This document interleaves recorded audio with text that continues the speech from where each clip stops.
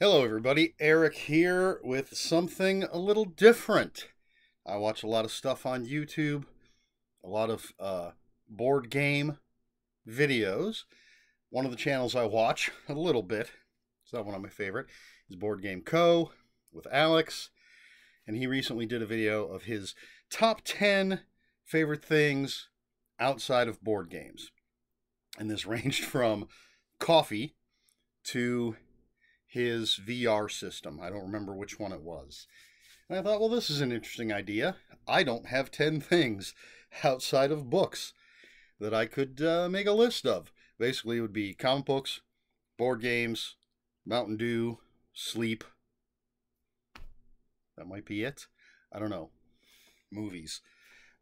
So, I figured I'd break it down. I would take just a different subject and give you my top 10 or 10-ish or top-ish, maybe I should say, of whatever that subject is. Obviously, from the title of this video, we're talking about comic books. So this is going to be just whenever I feel like doing one. It'll be a random Sunday video. And again, this one's comic books. I know I'm going to do board games or tabletop games, whatever you want to call them, comedy movies. I may do action movies, other different types, genres of movies, and whatever subjects I can think of or you might suggest. Music. But, yeah, just so, I don't know, putting myself out there, letting people get to know, letting you get to know me a little bit.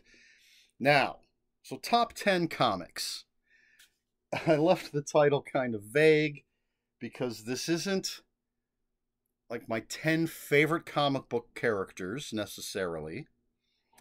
It isn't my favorite comic book story necessarily, or my favorite comic title. I've gone a little broader than that, and the first four, well, they'll actually be the last four in this list. But there were four that immediately I knew were on this list. There was no question. These are my four favorite comic book things. And then I had to think about the others a little bit and kind of, I mean, there's so much. I love so much in comics, and it was really difficult to narrow down some of this. I'm looking at the comic books that are up on the wall, and I see The Fury of Firestorm. I could have put that on this list. I absolutely loved that comic back when it was coming out. And I thought about things like What If from Marvel. A great title. Generally, the stories themselves, some great stories, some not so great stories. As you have with most anthologies, but chose to leave that off the list. Plus, I limited it to things I have on hand, mainly because I could look and jog my memory. But I'm sure there are things I have forgotten. There were, there, just looking on my shelf, so many things that if I were doing a top 20 or top 50 would absolutely fit in there. But I had to figure it out. I had to get it down. So maybe some honorable mention. I should have pulled these off the shelf. Things like Deathlock and Killraven from Marvel Comics back in the 70s. Loved those stories. Deathlock was a cyborg. Killraven was a series that was a sequel to the War of the Worlds. Longshot, who eventually became part of the X-Men, but the original Longshot miniseries, huge fan of that. He's a character from the Mojo dimension. His power is luck. Just a cool character, great miniseries. I thought about Starbrand from the new Marvel's The New Universe. That was my favorite title in the new universe. but obviously left that off the top 10. Man of Steel, the original John Byrne miniseries, which was the reboot of Superman after Crisis on Infinite Earths. I think it's a great origin story for Superman. Great writing, great art, but don't know that it fits in the top 10. So that's just off the top of my head, a few things. I guess we should jump in. And the first 6 are just in the order that I have them stacked here. So this isn't a countdown list. Maybe until we get to the top 4, and even then, those could all be sort of number 1 in and of themselves. But let's jump in, and this is where we're starting vague. And this was the easiest thing for me to pull to show. But essentially, Marvel horror in the 70s. Now, this particular trade paperback is basically the best of Marvel horror from the magazine collection. So it's all, or almost all, black and white artwork with wonderful covers. Look at the back cover of that. And this has stuff from, well, Marvel Preview, Haunt of Horror, Monsters Unleashed, Bizarre Adventures, and we've got Dracula, the Zombie, Gabriel Devil Hunter, Lady Demon, or Damon? Is that how you would say it? Just all sorts of great characters. Look at those wonderful covers. Well, that wonderful cover, in any case. Well, that's the... We already saw that picture because that's on the back. There we go, Satana. Of course, on the front here, we have Blade, Dracula, Satana, and I believe that's Gabriel Devil Hunter right there. But not just this, as far as Marvel horror goes. I have an omnibus that has It, the Colossus, I think is what it was called, and Scarecrow, not to be confused with DC's Scarecrow Batman villain character. And I can't remember everything that's in that omnibus, but in the 70s, Marvel just was doing great horror stuff. And I absolutely loved what they were doing. And it seems maybe it's making a comeback. Horror in comics seems to be picking up, even with DC and Marvel. Small presses have always been, I think, the real home for horror. But I like the comic booky, superhero-y, adjacent horror stuff. So Marvel horror is one of 70s Marvel horror is in my top 10 comic book stuff, for lack of a better way to put it. There's a second Marvel horror omnibus. I can't even remember if I've got it yet. I may not, because I think a lot of what's in that I have in other collections. But Marvel horror from the 70s, absolutely fantastic. All right, so this one I just grabbed the Epic Collection Volume 1. This is one of my favorite characters, favorite multiple volumes of the series. That's Doctor Strange. You're going to see a lot of Marvel on here. I didn't go through the different Epic collections. I could have found maybe some of what I like, consider better artwork. But this is Steve Ditko. This, as I said, this is Volume 1. So it's Strange Tales 1, 10, and 11, 14 through 146. And Amazing Spider-Man Annual number 2. There's a little more of that Doctor Strange. But I love the character. I love the magic, and I love the craziness of early Doctor Strange, the dimension hopping, the crazy creatures and things that Doctor Strange was dealing with. Steve Ditko's art, he did some incredibly wild stuff with his artwork, set the stage for what Doctor Strange could do and what Doctor Strange could be. And when we got into the 70s and the 80s, I think I like the art style a little more in some of that stuff. Um, I have a Doctor Strange cover hanging on the wall from that era, but there's the back cover. Uh, Doctor Strange is such a wild character. They can do so many wild things. As with any long running comic, it's had its ups and downs, but overall, I just the craziness of what they can do with this character, and I'm just a huge Doctor Strange fan. All right, again, this is what I pulled off the shelf. I have 5 volumes of the omnibuses, which is the entire original collection. But it's Deadly Hands of Kung Fu, or Shang-Chi, Deadly Hands of Kung Fu. This is the more modern take, which I'm not a huge fan of. And this collects Deadly Hands of Kung Fu 1 through 4 from 2014. And it also featuring material from Deadly Hands of Kung Fu 1974, number 1, and 32 and 33. But Shang-Chi, absolutely one of my favorite characters of all time.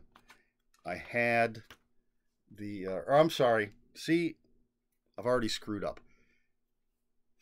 Master of Kung Fu. That's what I get for looking at this title. But I had to look up on the wall because I have a cover up there.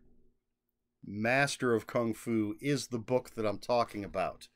Deadly Hands of Kung Fu was black and white magazine that featured Shang-Chi, Iron Fist, Daughters of the Dragon, Sons of the Tiger, I think it was. And I have those omnibuses too. There's 2 volumes of that. I have those. What I mean to be talking about is the Shang-Chi book, Master of Kung Fu. I'm not starting this video over. But I don't remember how I was introduced to Shang-Chi, but it was one of, not the first, but one of the first books that I ran down every single issue.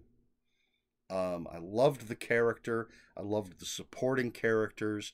At its best, it was a spy thriller.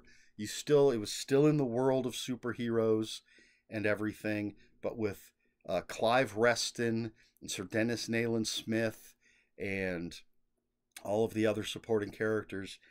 It was Clive Reston, I believe, was still, and Sir Dennis Nayland Smith still in MI6 or MI5 or whatever they call it in the Marvel Universe. It was these wonderful spy thrillers with superhero elements. Shang-Chi, such a great character. Always talking. He didn't want to be caught up in these games of death and deceit, I think is what he always called them. The characters played so well against each other. Just an absolutely fantastic character. It introduced me to the character of Fu Manchu, which, Yellow Peril, problematic. I still have the entire book series, the novels and short stories, the original Fu Manchu stuff. Yes, it's a product of its time, as is the old Master of Kung Fu books. But just wonderful artwork, thrilling adventures. Absolutely love Shang-Chi, Master of Kung Fu being the series. But I didn't want to dig out. Unfortunately, my omnibuy are buried. They're too heavy to be on the bookshelves, so there's a stack, and they're behind a bunch of stuff. And I just didn't. This video would be coming out a month later than it is if I had to take the time to unbury all this stuff. Someday I'll have easy access to all of my books. But Master of Kung Fu, Shang-Chi, is the next one. All right, we're getting away from Marvel for a minute. And this is a mini-series This was a 3-issue, I believe, prestige format miniseries. Yes, 3 issues. 1987. So again, this is post-crisis. This is Green Arrow, The Longbow Hunters by Mike Grell. And this reintroduced Green Arrow and Black Canary, and it aged him up. I believe this is where he's having his 40th birthday. They made a middle-aged superhero character with beautiful, beautiful artwork. It was very mature. This on the back, Mike Grell's critically acclaimed miniseries strips the Emerald Archer of his gimmicks and trick arrows and instead casts the aging Oliver Queen as an urban hunter in a concrete wilderness, patrolling the back alleys and rooftops of crime-ridden Seattle. He's after a serial killer, and yeah, no trick arrows, plenty of blood. He doesn't shy away. Some people might have a problem with some things that happen in issue 2. Trying to find just like a good, really good, maybe splash page or something. But yeah, we got, oh, there's an arrow through the hand. But I've always been a Green Arrow fan. I had no problem with the trick arrows, but it's nice to see a mature character in mature relationship, stripped down to his bare essence. This led into an ongoing series, but this original mini-series is just one of my favorite stories. I absolutely love this story. Excuse me. So if you're a Green Arrow fan, this is must-read Green Arrow stuff. All right, here's another one that's sort of vague. This is like the Marvel horror from the 70s. I grabbed one thing to represent this, but this is DC's Vertigo imprint, first generation. I have here Doom Patrol Volume 1, or Book 1. This is the Grant Morrison years, and technically this might even be considered more of a pre-Vertigo book thing. So for anyone who doesn't know, DC Comics just doing their thing, and they happen to have some titles that were more mature and a bit outside of their normal superhero comic book world. And I believe Karen Berger was the editor of all of those titles. And it was Sandman, Doom Patrol, Saga of the Swamp Thing, I think is what it was called at the time. John Constantine Hellblazer, Shade the Changing Man, and Animal Man. And at a certain point, everybody was sort of lumping these titles together anyway, and so DC made the imprint Vertigo and put it on all of these books. So, like in the middle of Sandman's run, it started carrying the Vertigo imprint. In the middle of Hellblazer, etc., etc. I believe the first original Vertigo book was Death, the High Cost of Living. But those first 6 books, for the most part, I think Animal Man was maybe the only one that I wasn't reading. So, for these titles, before they were Vertigo, when they became Vertigo, absolutely just amazing storytelling. Grant Morrison's Doom Patrol, I absolutely love. This is the craziest, one of the craziest comic books I have ever read. I highly recommend the TV show. And there's the back of that. Of course, Sandman is an all-time classic. I have the first 2 annotated editions over there. Shade the Changing Man, I do not have any of that. As Peter Milligan, I believe, was the writer. Absolutely loved that book. Beautiful artwork, amazing storytelling. Of course, John Constantine Hellblazer, one of my favorite characters. I have a bunch of those over there actually, at the moment. I don't have everything, but I've got a good chunk of it. Just a bastard character. Let's see, what did I said? Doom Patrol, Hellblazer, Sandman, Shade the Changing Man. Oh, Saga of the Swamp Thing. I think this was around the time Nancy Collins was writing it, and I absolutely love her run on it. Of course, Alan Moore has the run that everybody talks about, but that was way before Vertigo. I think it was in the Nancy Collins time that it became Vertigo. Not 100% sure. I have an omnibus of her entire run on Swamp Thing. And Animal Man, I do have the first volume of Animal Man. That was another Grant Morrison book. But I have not read it. It's supposed to be very, very good, and I like the character. I've read some things with Animal Man. But, yeah, what DC was doing with these books at the time, and the fact that they gave it an imprint, the Vertigo, it's right there. You can see Vertigo imprint, and expanded the line from there. I think one of the earlier ones was Sandman Mystery Theater, which was about Wesley Dobbs, not the Morpheus Dream Sandman, but an earlier iteration of a noir crime fighter who wore a gas mask and had a little gun that would shoot sleeping gas, thus the Sandman. I can't remember all of the titles, but so many great titles came out under Vertigo. But those first 6 titles, at least 5, I can speak to, absolutely fantastic. It was a hell of a time to be a comic book collector. Now, Sandman has its own family of books, and then the weirder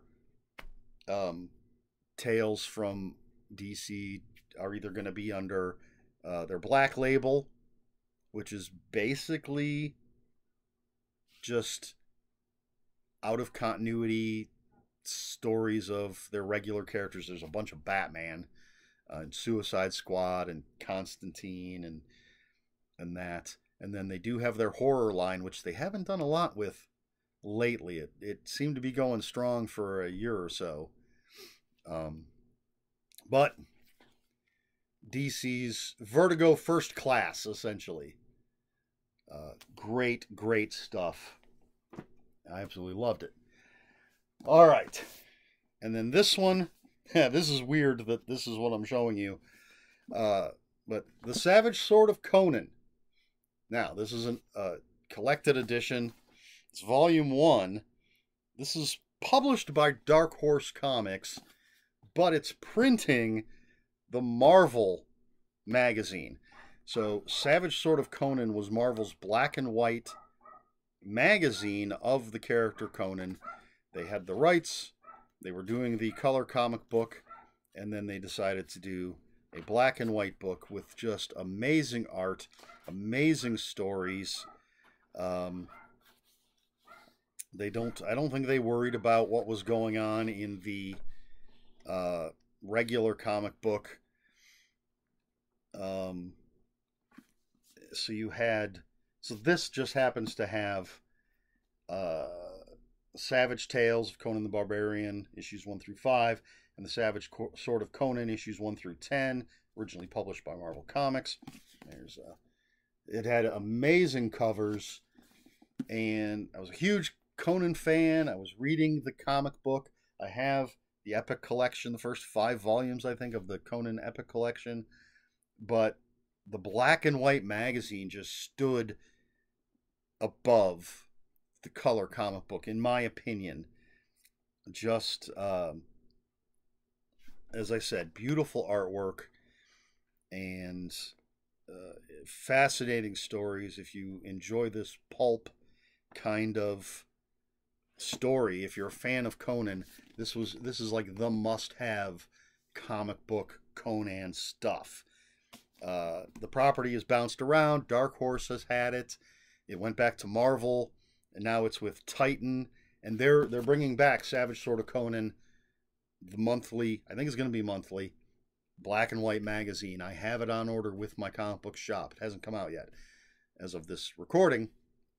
And they are reprinting all of this stuff, all of the color comic books, I believe. But they have to take the Marvel name off of it all.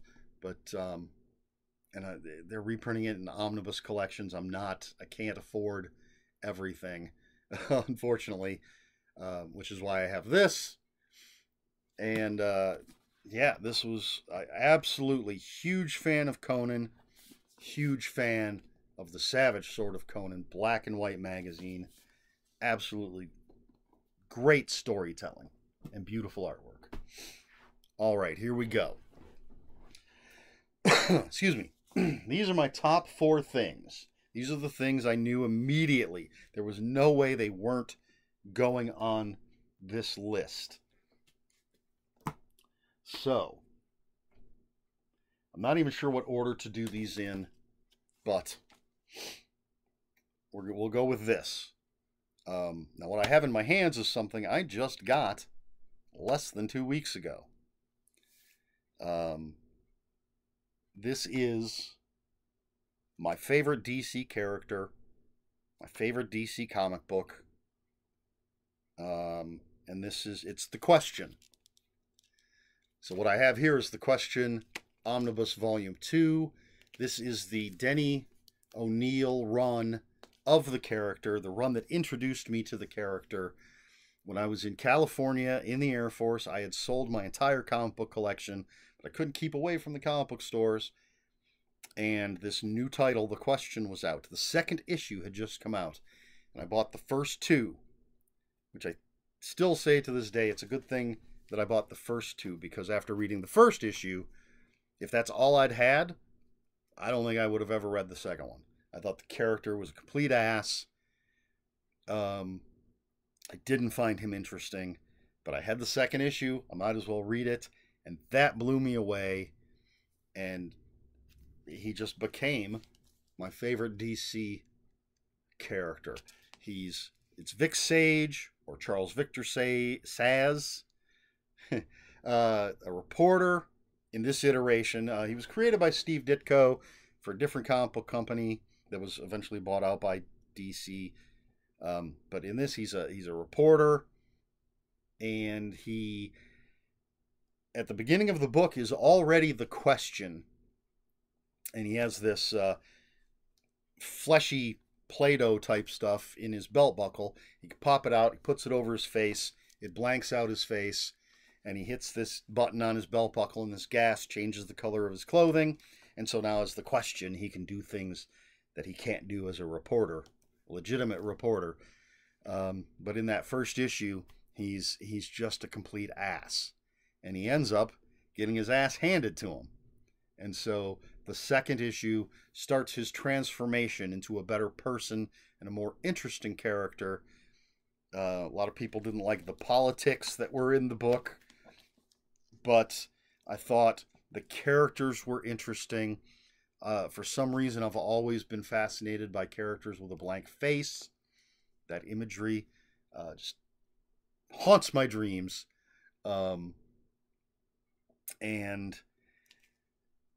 This run by Denny O'Neil, which made it to, let's see, 36 issues of the regular series, and then there were 5 quarterly issues, and then he crossed over with some other people. The character's still around, and the character has changed, and Renee Montoya has taken over the mantle of the Question, even though Vic Sage is also around as the Question.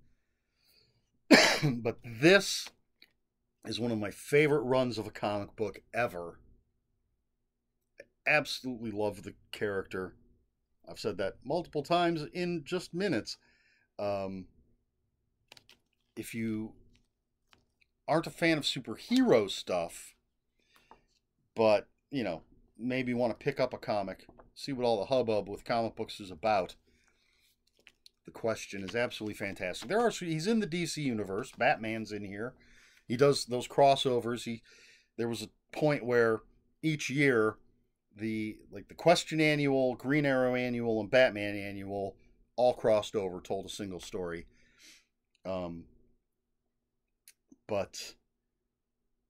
and the letters page, which I think they have in here. There was a recommended reading list in the back of every letters page, which led me to some amazing books, amazing authors that I have read.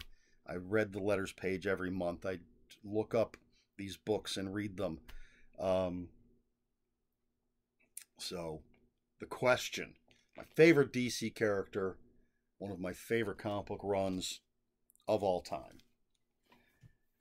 And then we have the character that, for the longest time, probably the greatest amount of time, was my favorite comic book character. I've always read comic books for as long as I can remember, at least going back as far as the first grade, because I have a distinct memory of comics in the first grade.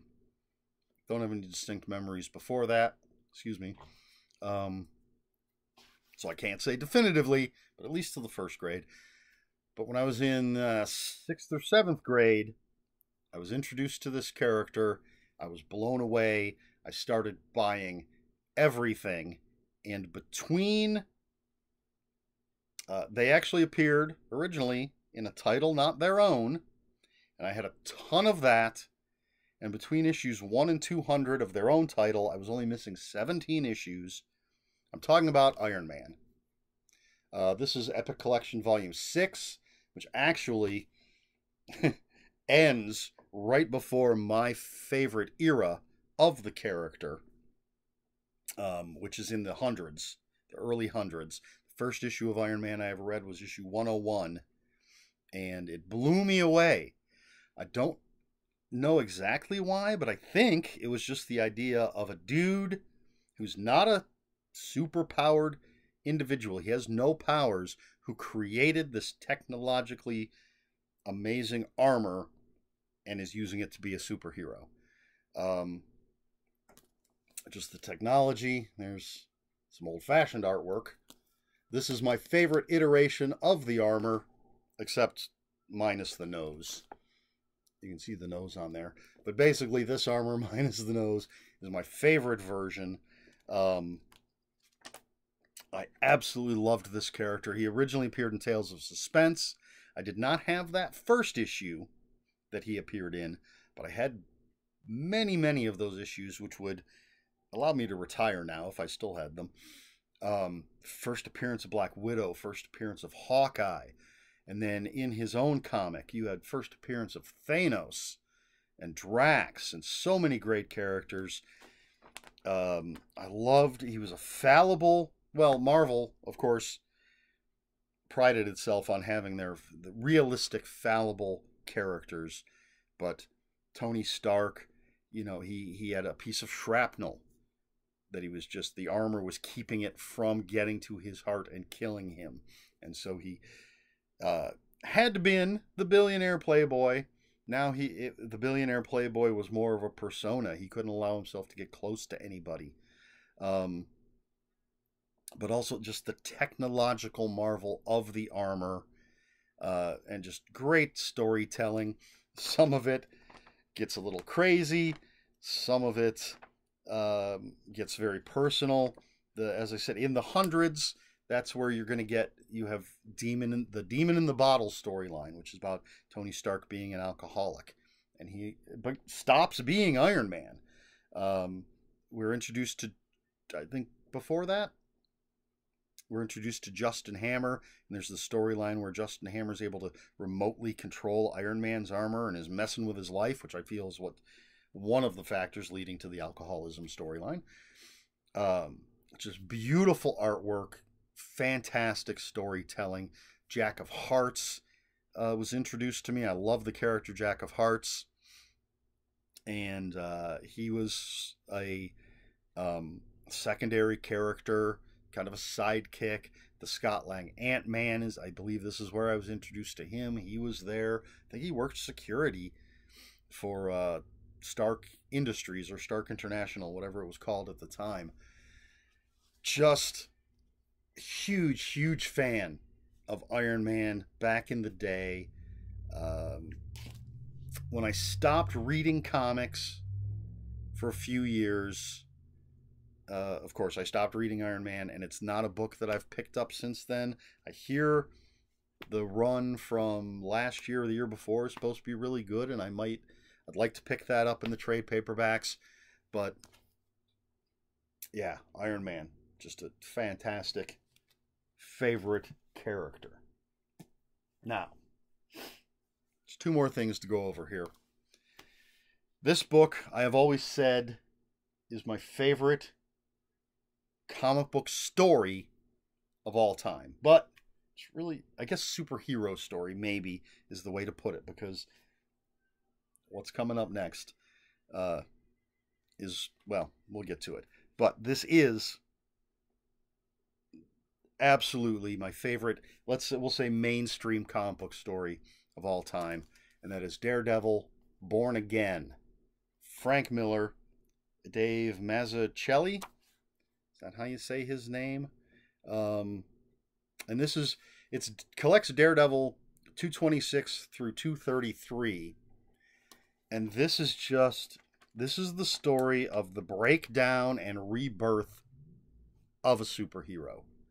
I don't know, the Disney Plus is supposed to be putting out a series called Daredevil Reborn, or Born Again, excuse me. I don't know if this is the storyline they're following, but you see Matt Murdock's life destroyed, absolutely destroyed, and then we see him build himself back up, and I love it. It's impactful, it's well told, it's got great artwork, and this is, yeah, my favorite superhero story of all time. I could read this over and over and over again. Frank Miller, I know he's problematic, but he's done some iconic things. Sin City, his run on Daredevil.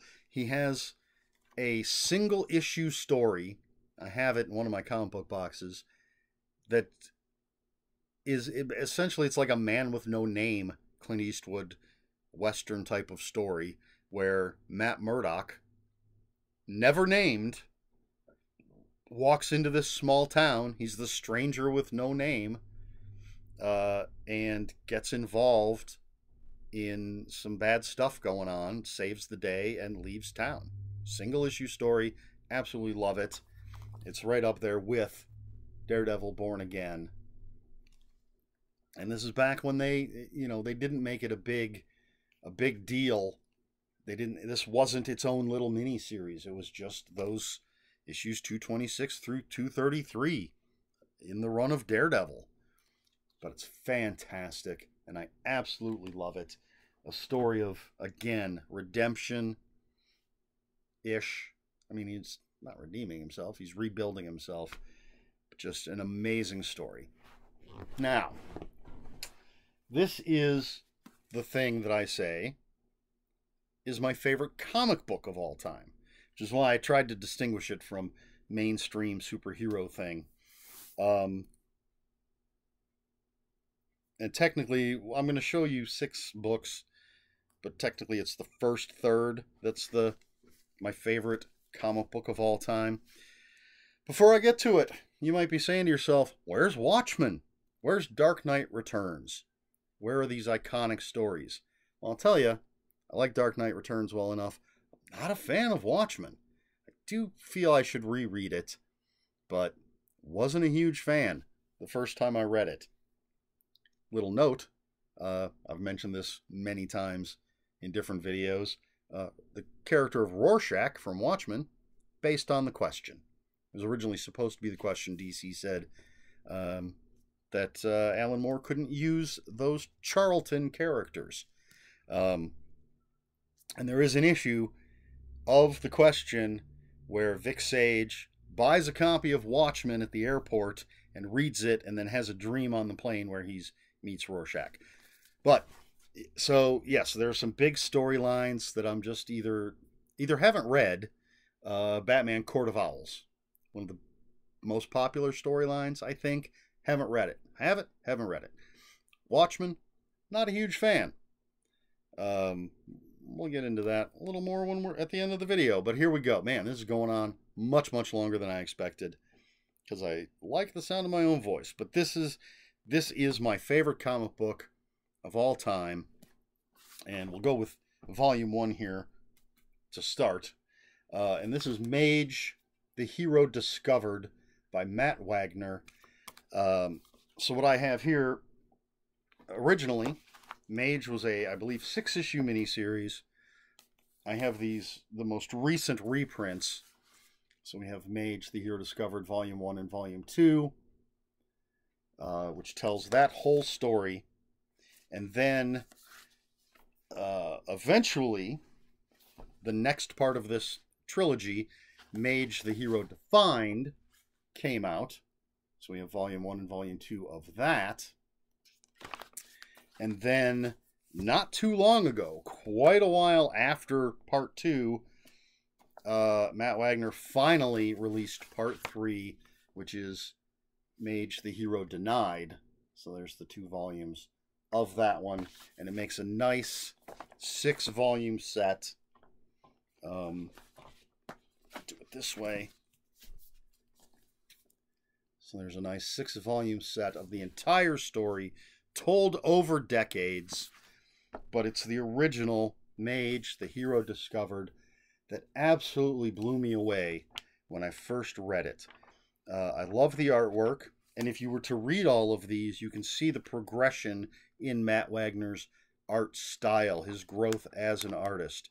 But this is essentially a modern King Arthur story. The main character is Kevin Matchstick, and we discover early on that he's essentially the reincarnation of King Arthur, and the world mage, Mirth, is revealing this to him. This character here, Edsel, the Lady in the Lake, this bat is Excalibur. The tagline was "Magic is green." But there's an evil that is looking for the Fisher King to bring more evil into the world.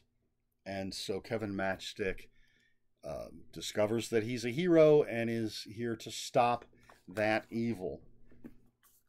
And then in the second one, he's matured, he's married, and it introduces more heroes. I think the guy with the lightning bolt on his shirt is Mercury. Hercules, maybe? More mythic heroes. A different evil being fought. And then the Hero Denied. And I like the progression of the character. Let's see. You know, not the most hair, but if you look here, he's definitely balding. And I think possibly a little paunchy. So the character has progressed essentially along with Matt Wagner. And in the last one, he's married, has kids, still looking for the bad guys, still looking for new bad guys, looking for the Fisher King. And just incredible storytelling. I'm a big fan of Matt Wagner, his Grendel stuff, his mainstream stuff. I have a few collected editions of like all the stuff he's done for Batman, or he did a series for the Demon, Etrigan the Demon. I think there's some other stuff I have there, Trinity, Batman, Superman, Wonder Woman.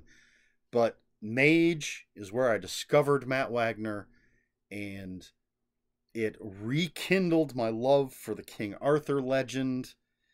And it's a beautiful book. There's a giant gatefold. I don't think I can do it here. I don't think I can hold it up. It's not that giant. But there's a gatefold to show the size of a certain creature. And let me see if there's any like really good picture I can show that doesn't give anything away but kind of shows off the artwork. I just saw one that was really cool looking. See if I can find it again. Excalibur. There we go. Just kind of shows off the cool art style. Doesn't really give anything away. Lots of silhouettes, but cool coloring. Just an absolutely amazing book. I love it. It's my favorite. Again, much like Daredevil, Born Again, I could read this over and over and over again. And I love it every time I read it. It doesn't get old. That's Mage, the hero discovered. But the whole series. But the first part is just my favorite comic book. All right. That's it. For this long, wow. I have just been rambling. But that's top 10. Some of it kind of vague and open. Some of it very specific. I'm sure I missed some things. I mean, I could have put... I love the character Moon Knight. I love Iron Fist. I love John Constantine Hellblazer. And some of the Swamp Thing stuff. And some of the smaller characters. Blue Devil. I'm sure there's lots of independent stuff that I haven't thought of. But that's what we got. That's what I'm giving you. So let me know, what are your favorites? What do you think should be? I mean, you're not going to dictate my tastes, but did I miss something? You know, I already said I'm just not a fan of Watchmen. Can you tell me why I'm wrong without being rude? What are your favorite comic books, whether it's characters, imprints, even just publishers? You don't have to get as specific as I have. This is a list that I suppose could change. Those top 4 aren't going to change. But depending on my mood, you know, the others could be juggled. And again, they weren't actually in any particular order. But just let me know your general comic book thoughts in the comments below. And if you have any comments, questions, or corrections, yes. Put those in the comments below. If you want to yell at me for talking about Deadly Hands of Kung Fu for 2 minutes before realizing it was supposed to be Master of Kung Fu, you can yell at me in the comments below. Comments are open for spoilers. Just post a spoiler warning. We try to be polite here on my channel. Please like, share, and subscribe. All the usual YouTube stuff. Ooh, speaking of Marvel horror, there you go. They had a book about a mummy. Please like, share, and subscribe. All the usual YouTube stuff. If you'd care to follow me on other social media, my Twitter is @Ronan5757. My Instagram, where I post pictures of books, comic books, board games, and fuzzy animals, is ErikSmith5757. That's Eric with a K. ERIKSMITH5757. And if you're on Blue Sky, I am @ELSmith. That's all I have for you this time. Next time, I think we're going to be doing top 10 board/tabletop games. I'll try to keep it shorter. We'll see. But until next time, read more stuff.